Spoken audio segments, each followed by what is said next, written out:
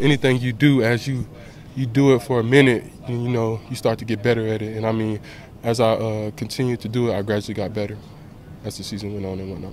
What's the difference between being, confident and overconfident?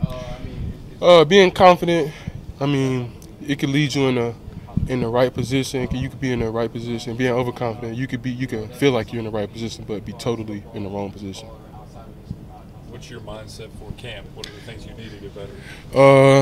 I feel like on camp, I just need to go back to the basics and do fundamentals. Starting point A. How are some of those, other, guys that came in with you at DB? How are they coming along? I mean, off season and spring.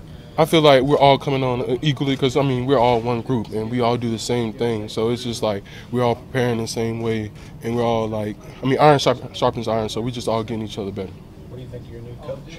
Oh, Coach Klink. Coach Klink is great. He's real user-friendly and he makes sure that everybody is getting the goods. I mean, he makes sure everybody gets the nutrients. Is he pretty tough on you guys? Oh yeah, absolutely. Coach Klink is pretty tough. He makes sure that we're in the right position, right everything. He's making sure everything is right to the T.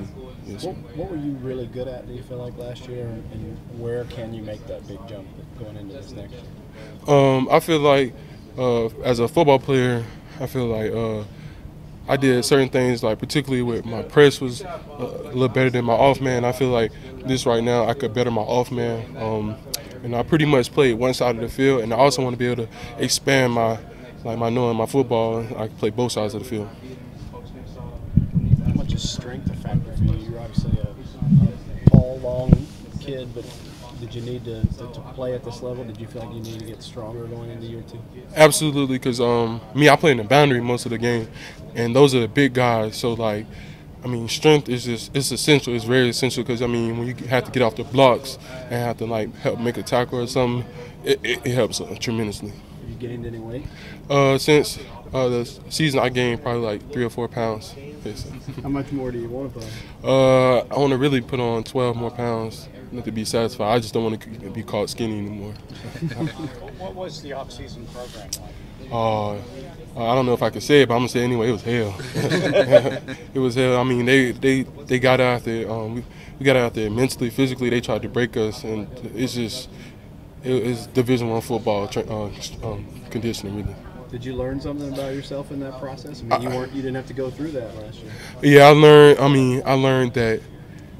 I mean, regardless what it is, it could be done. Nothing really is impossible. I mean, if you push yourself, it could be done. Because when I seen it and how before when they were explaining it, I was like, oh, there's no way I could do this. And so I actually did it, and I felt real good about it. What was an example of one of those drills? One of the drills that we had to do was sled pushes. With weight. Back in Florida, we didn't have to do it. The biggest thing was speed, and that's pretty much a power drill.